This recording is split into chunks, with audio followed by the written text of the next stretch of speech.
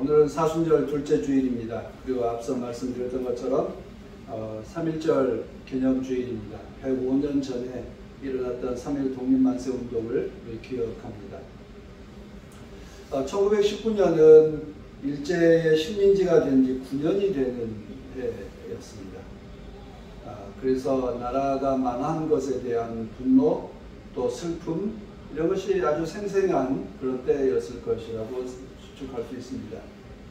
그러나 이제 30년이 흐른 1940년대에 보면 많은 사람들이 이제 변하기 시작합니다. 친일파들이 쏟아져 나오기 시작했습니다. 뭐 일제의 강요도 있었지만 30년이라고 나라가 망하고 나서 30년이 흘러가니까 사람들이 거기 이내 익숙해지기도 했고, 또 이미 30년 동안 만들어진 일제의 체제 속에 이득을 보는 사람들도 생겨났습니다. 그래서 점점 친일파들이 많아지기 시작합니다. 흐르는 세월 앞에 장사가 없다고 식민지 30년 동안에 사람들에게 많은 변화를 가져다 주었습니다. 여러분 기억하시는 대표적인 친일파가 누가 있을까요? 네? 이완용은 완전히 나라를 팔아먹은 매국노고요. 어떻게 보면 일본의 초기에는 저항하다가 나중에 변절한 사람들이 꽤 많이 있습니다. 우리가 잘 알고 있는 이광수, 또 해액에서 소년 이것은 이제 최남석, 그리고 청도교의 대표적인 지도자였던 최림 같은 사람들입니다. 또 기독교 내에도 많은 이제 변절한 사람들이 생겨났습니다. 뭐 김환란 뭐 있고요. 또 이제 우리 교단 내에서도 이제 그런 친일 시비에 얽혀 있는 사람들이 있습니다. 근데 이제 그분들 가운데 이제 해방 후에 온갖 변명을 늘어놓은 것을 이제 있습니다. 혹시 여러분 그 친일파들이 늘어놓은 변명 중에 기억나는 말이 있습니까? 네, 그렇습니다. 조선이 일본이 망할 줄 몰랐다. 조선이 해방될 줄 몰랐다. 내가 알았다면 친일을 했겠느냐라고 하는 이 뻔뻔한 아마 이 대사는 여러분 그 이정재 씨가 영화로 그 배우로 그 주인공을 출연했던 암살이라고 하는 영화에 나왔던 대사인데요. 그렇습니다. 그리고 이제 또 하나는 그럴 수밖에 없었던 것 중에 하나가 우리 교단에 이제 우리 교단은 아니죠. 이미 이제 그 창립되기 이전에 이제 그 납북되신 분이 있는데 그 목사님도 그렇고 최린 선생도 그렇고 그때 당시에 혹독한 고문을 하고 감옥 생활이 너무너무 힘들었어요. 여러분 그 서대문 형무소에 가면 유관순 열사의 방이 지하에 따로 보안 그 동에 따로 있는데 거기 보면 정말 사람이 상상할 수 없는 그런 고문을 했던 게 기록되어 있습니다. 그래서 최림도 몸서리 쳤어요. 또 감옥 갈래라고 하는 말을 들으면 거의 경기를 일으킬 만큼. 그래서 결국 감옥에 가지 않겠다라고 하는 그 공포 때문에 결국 굴복하고 변절했던 걸로 되어 있습니다. 그리고 이제 그 많은 사람들이 그런 그 고통을 겪었기 때문에 그래서 일본 경찰들이 사람들을 붙잡아 가면 그 무지막지한 폭력과 온갖 고문을 가해서 길을 꺾어 놓았던 것입니다. 그래서 그분들이 이제 그렇게 이제 그 친일파로 돌아섰는데 시간이 흐르면서 이제 자포자기하는 거죠. 안 되겠구나. 우리로서는 안 된다라고 하는 자포자기하는 것들이 사람들이 생겨났습니다. 그래서 변화에 갔고 그래서 패배감도 깊어져 갔습니다. 그런데 변하지 않는 사람들 있죠. 끝까지 독립을 포기하지 않고 살아가는 사람들이 있습니다. 그분들도 그 고문과 폭력이 뭐 두렵지 않았겠어요? 그리고 그분들도 역시 일제가 너무 강성하다는 것에 대해서 좌절감이 없었겠어요? 그럼에도 그분들은 자기의 지조를 지키고 그렇게 했습니다.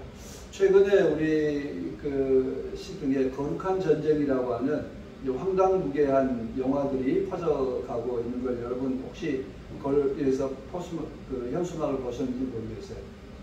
이승만에 대한 온갖 찬사로 이렇게 꾸며져 있습니다.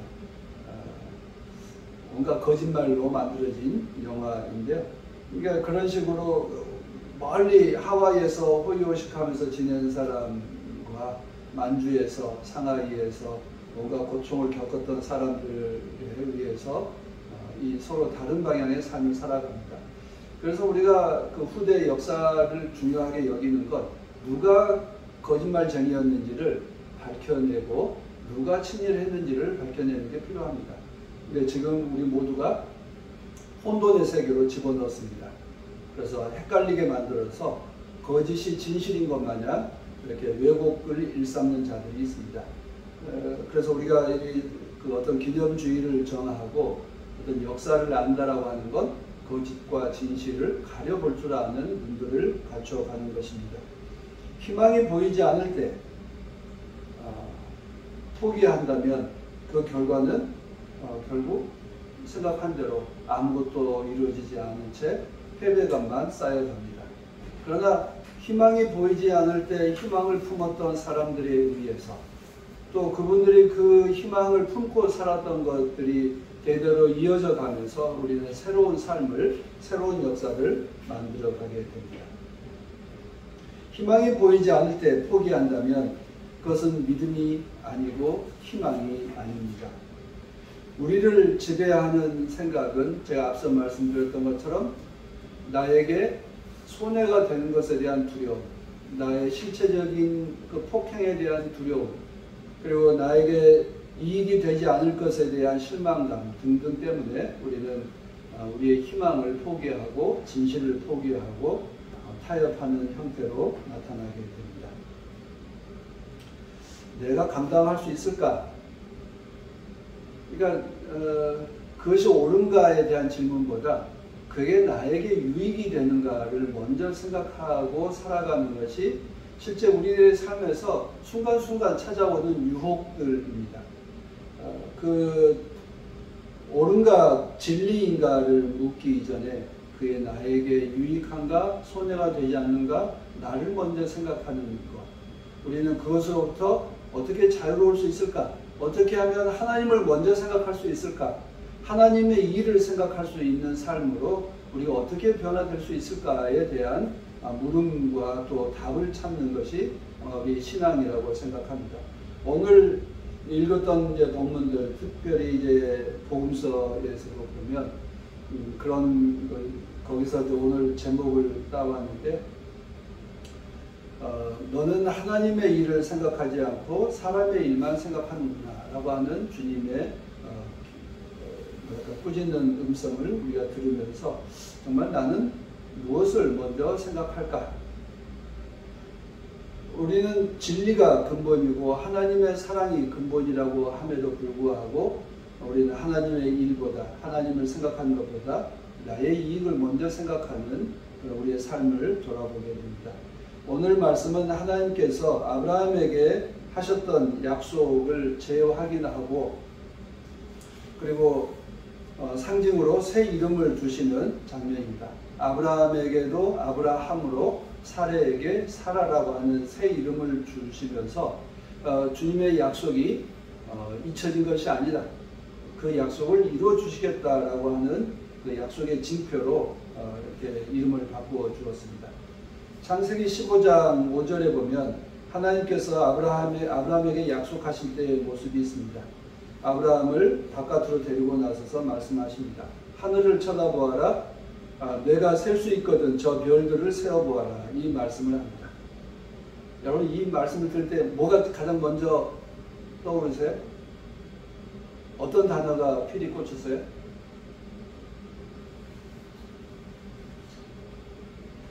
별? 손가락? 세보는 손가락? 가리키는 손가락? 그런데 뭐 여러 가지 있습니다만 별이 반짝이는 그 별이 밤하늘이 떠오릅니다. 그런데 이 말씀을 낮에 했겠어요? 밤에 했겠어요? 밤에 했습니다. 다시 말하면 성경에서 보면 밤은 언제나 어둠이 지배하는 곳, 희망이 사라지는 곳, 뭐 이런 악이 지배하는 시간, 뭐 이런 것을 대체적으로 나타낼 때가 많이 있습니다. 깜깜한 밤에 찾아왔다. 예수님 그 니고데모라는 제자도 깜깜한 밤에 찾아왔다라고 하는 대목 등등도 어떤 희망이 보이지 않을 때를 이야기합니다. 그래서 아브라함에게 깜깜한 밤에 찾아오셔서 별을 보여주시고 또 많다라고 하는 걸 헤아리게 하시고 희망을 말씀하십니다. 다시 말하면 아브라함이 고향을 떠나서 세월이 흘렀는데도 하나님의 약속이 이루어지지 않고 있죠. 가나안의 땅을 얻었고 막대한 불을 얻었고 군사력을 얻었지만 아브라함이 원하는 걸 얻지 못했어요. 뭐죠? 자기의 후손을 이어가는 것입니다. 그래서 그 14장에 보면 그 아브라함이 군사적으로 매우 강성해져 있고 멜기세덱 왕이라고 하는 사람하고 흔히 맞짱을 뜰 만큼 강해져 있다고 하는 것을 보여주고 있습니다. 그런데 15장 3절 자손이 없는 것에 대해서 아브라함이 매우 실망하고 있는 장면이 있습니다. 그리고 오늘 읽은 17장 1절 바로 앞에 16장 16절에 그 이스마엘이 태어난 해가 언제였냐면 86세 때였다. 그리고 바로 한 절 그 다음에 99세 때로 이어져 가고 있습니다. 그 사이 13년 동안이라는 세월은 이렇게 팽간으로 넘어가 버렸습니다. 그런데 그 13년 동안 아브라함은 만족했을까요? 기뻤을까요? 13년이라는 세월이 흐르는 동안에 아브라함도 아마 거기에 만족하고 살았을 것입니다. 그리고 이제 자기 나름대로 하나님의 약속에 대해서 해석하고 이해하고 적응하면서 살아갑니다. 거기에 이제 하나님께서 뜬금없이 찾아오셔서 말씀하십니다. 내가 너에게 아들을 주겠다. 이렇게 약속을 하셔요. 그러니까 아브라함이 뭐라고 그래요? 있는 놈이나 잘 키워주세요. 라고 이야기를 합니다. 그러니까 17장 그 18절에 보면 있는 놈이나 잘 키워주시지라고 하는 이 독백이 있습니다. 그러니까 하나님의 생각과 아브라함의 생각이 다르다라고 하는 것을 이제 보여주고 있습니다. 근데 이제 17장 1절에 보면 99세가 되어서 하나님께서 나타나셨는데 나는 전능한 하나님이다. 너는 내 앞에서 행하고 온전하라 라고 이렇게 흠없이 살아라 라고 이렇게 말씀하셨다게 되어 있습니다. 여기 보면 그 희망을 잃고 있는 아브라함에게 찾아오셔서 그냥 야 내가 너한테 이렇게 해줄게 라고 직접 뭔가 만들어주면 오직 좋겠어요? 우리한테도 좀 그랬으면 좋겠어요. 그리고 돈이 필요합니다 그러면 뭐 로또를 갖다 주는 게 아니라 그냥 현금을 갖다 주면 되는데 꼭 약속만 하셔요. 그럴 때 지금 이제 오늘 이 대목이 그렇습니다. 확실하게 후손을 이제 주시는 것이 아니라 주겠다라고 한 약속만 하시고 또 훌쩍 가버리셔요. 근데 거기에 이제 보면 전능하신 하나님이라고 하는 단어가 나오는데 이 전능하신 하나님에 대한 그 보면 울트라 슈퍼 같은 그런 전능함이 아니라 여기 표현할 때 엘 샤다이라고 하는 전능한 하나님의 표현이 그렇습니다. 이 샤다이라고 하는 표현이 눈여겨봐야 될 것 같아서 말씀을 드리는 건데 처음으로 여기 엘 샤다이라고 하는 표현이 나옵니다. 샤다이는 산 내지는 계곡이라고 하는 그런 뜻입니다. 그래서 아니 왜 전능한 하나님, 능력의 하나님이라고 하고 산, 계곡이라고 하는 건 무슨 상관이 있는가라고 이야기를 하지만 여기서 엘 샤다이라고 하는 그 하나님에 대해서 많은 성서학자들과 또 이스라엘 전통에서 보면 품어주시는 하나님, 산처럼 우리를 감싸주시는 하나님이라고 하는 이미지로 이렇게 되어 있어서 됩니다. 그러니까 전능한 하나님은 그 포세이돈이나 뭐 제우스와 같이 강력한 하나님에 대한 것보다 우리를 품어주시는 어머니와 같은 이미지로 우리들에게 나타나고 있는 것입니다. 그래서 창세기에서 보면 늘 하나님께서 우리에게 찾아오셔서 등을 토닥여 주시고 먼저 약속하시고 먼저 힘을 주시는 그런 하나님을, 위로하고 격려하시는 하나님을 우리들에게 보여주고 있습니다. 창세기 16장에 아브라함과 사라는 후손을 얻기 위해서 자기 나름대로 계획을 세웠습니다. 방법이 뭐죠? 사람들이 할 수 있는 방법이었죠. 젊은 부인을 드리는 것이었습니다. 그래서 거기에서 이스마엘이 태어났다. 그래서 자기들의 방식으로 해결했습니다. 그런데 그 결과는 그 뒤에 나타나지만 그 가정 내에 또 다른 갈등과 분열을 낳게 되었습니다. 그래서 사라와 그 하와가 하갈이 서로 싸워서 결국 하갈과 이스마엘이 광야로 쫓겨나고 민족이 분열되는 형태로 나타나 있습니다. 그러니까 결국 아브라함과 사라가 만들어낸 방식으로는 오히려 분열과 갈등을 낳았지만 그 하나님께서 새로운 방법을 주십니다. 이제 그것이 이제 17장의 이야기입니다. 그래서 하나님께서는 그런 계약의 징표로 이름을 바꿔주시고 그리고 약속하십니다. 이제 한 가문의 존엄한 아버지에서 여러 민족의 아버지, 많은 민족의 아버지, 많은 민족의 복의 근원이 되게 하겠다라는 것으로 바뀌어 있습니다. 그래서 하나님은 아브라함을 많은 나라의 아버지라고 부르게 하고 거기에서 왕이 나올 거고 수많은 자손이 나올 것이다 라고 이야기를 합니다. 그런데 이제 이스라엘 사람들은 이 많은 민족, 여러 민족에 대해서 어떻게 생각했냐면 아브라함의 혈통으로 이어져가는 많은 민족을 생각합니다. 그런데 바울 사도는 그것을 뭐로 이해해요? 혈통이 아니라 아브라함이 갖고 있었던 그 믿음의 후손들, 그 믿음을 이어받은 후손들이라고 표현하면서 그래서 창세기와 바울 사도는 다른 이야기를 하고 있는, 그래서 오히려 바울 사도가 창세기를 새롭게 그리고 더 확장해서 그리고 더 보편적인 믿음으로 만들어가고 있습니다. 하나님은 99세의 아브라함에게 새로운 인생과 새 이름을 주셨습니다. 새 사명을 주시고 새 삶을 허락하면서 그 이후에 어떤 삶이 펼쳐갈 것인지에 대한 희망을 우리들에게 보여주고 있습니다. 하나님께서 우리를 부르시고 약속하신 것도 새로운 세상에 대한 꿈을 꾸고 새로운 세상에 대해서 살아갈 수 있는 힘을 그리고 믿음을 북돋워 주시기를 원하신다고 하는 것을 이 오늘 17장 이야기에서 우리에게 보여주고 있습니다. 그런데 더 눈여겨봐야 될 건 아브라함이 먼저 원했어요? 아브라함이 먼저 원한 게 아니라 하나님께서 먼저 약속하시고 먼저 일을 하시고 또 먼저 꿈을 꾸게 하셨다고 하는 것입니다. 그래서 우리의 생각은 하나님이 보여주신 것에 대해서 늘 옳을까? 그렇게 될까? 안 될까?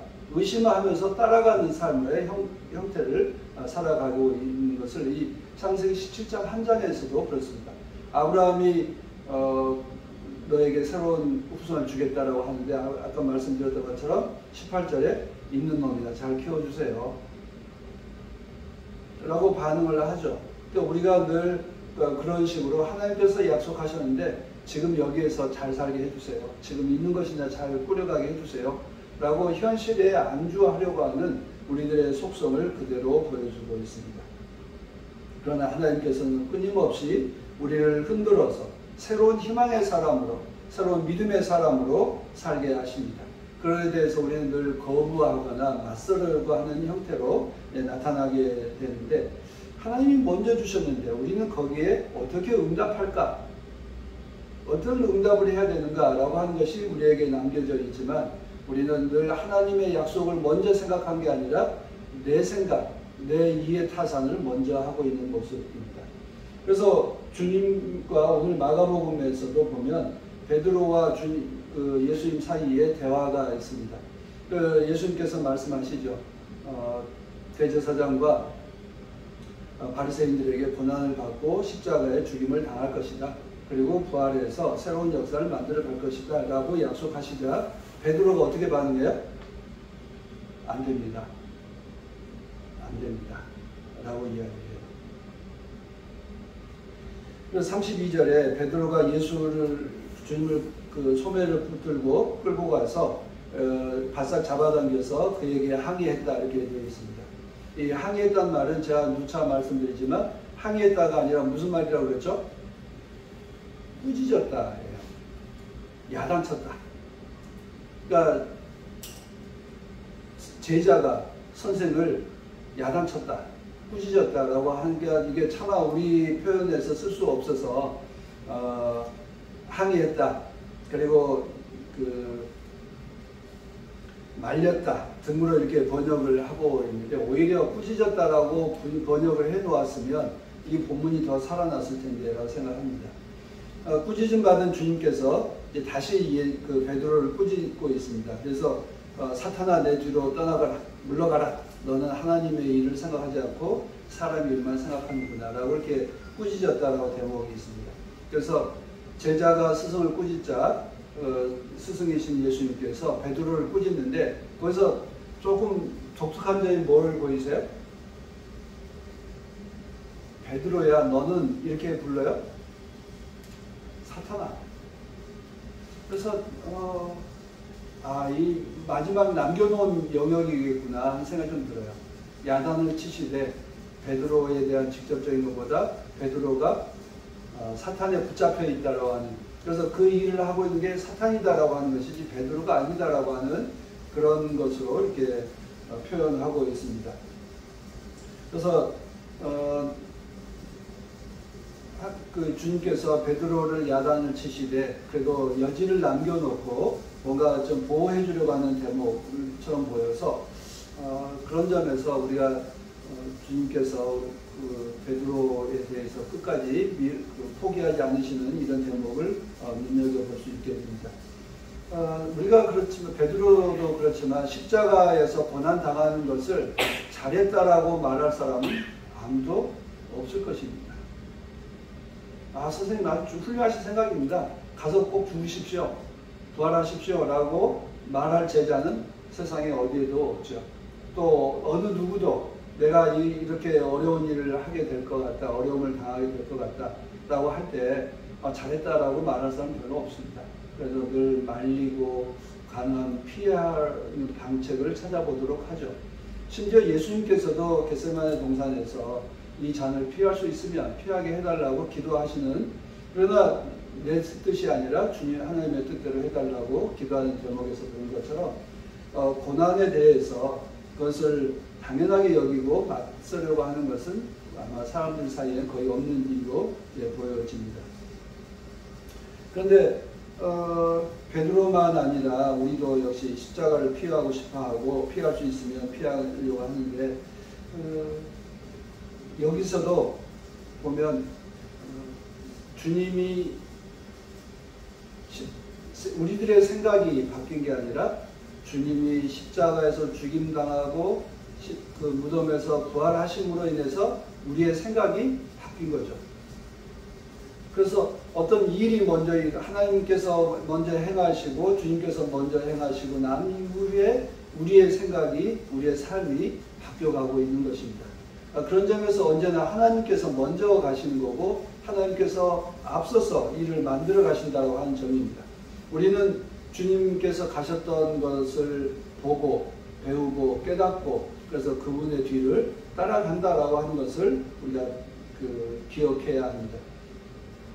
주님께서 먼저 십자가의 고통을 겪으심으로 우리의 생각이 바뀌었고, 그래서 바울 사도는 고린도전서에서 십자가의 말씀이 멸망한 자들에게는 어리석은 것이지만 구원받는 사람인 우리에게는 하나님의 능력이 되었다라고 말합니다. 그래서 우리가 늘 하나님의 일을, 하나님을 먼저 생각할 때 우리도 역시 그래도 근사치로 따라갈 수 있게 된다는 것입니다. 그리스도인들은 자신만을 위해서 자신의 생각에 매여서 살아가는 소극적인 존재가 아니라 하나님이 주시는 그 희망을 전하는 희망의 사람이고 희망을 실천하는 사람이고 희망에 대해서 결코 포기하지 않는 사람이라고 하는 것입니다. 우리가 그 역사의 어두운 시절도 우리가 희망을 포기하지 않는 사람들에 의해서 그 어둠이 돌파되었고 어둠 속에서도 빛이 날 수 있었습니다. 우리가 엘샤다이로 나타나신 하나님, 너는 내 앞에서 행하고 순종하라.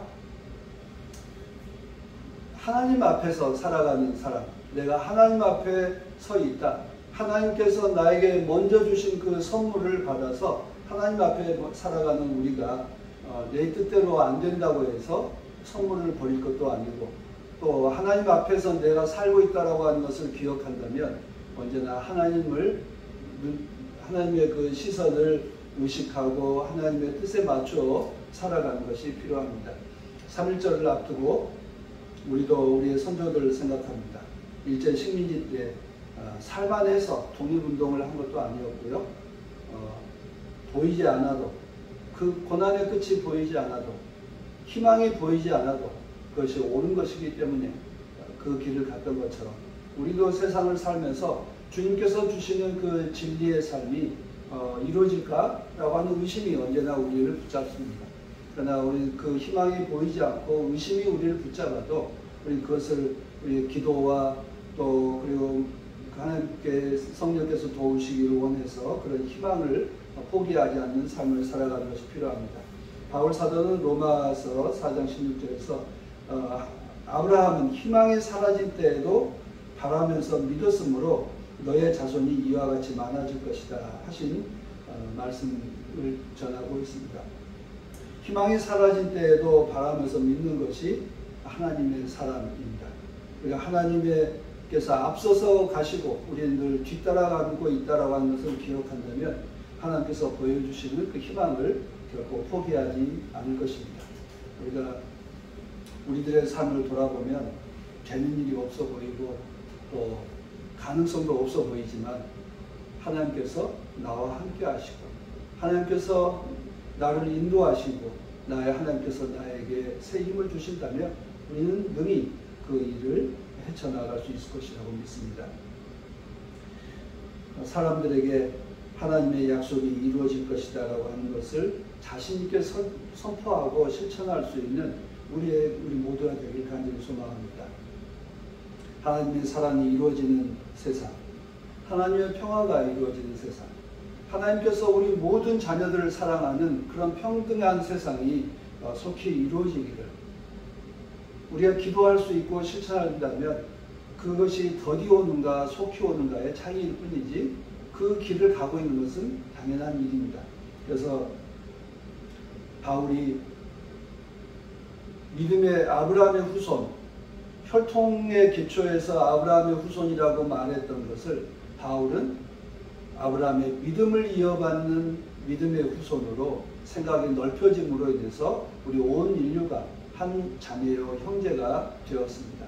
우리가 그리스도인으로 산다라고 하는 건 이 바울의 믿음처럼 하나님이 주시는 그 희망을 모든 사람, 그 희망을 담고 가는 모든 사람들이 하나님의 자손이다라고 하는 믿음으로 확대되어 갈 때 하나님께서 언제나 우리와 함께 하시고 또 인도해 주시라고 믿습니다. 하나님을 먼저 생각하는 우리 모두가 되기를 간절히 소망합니다.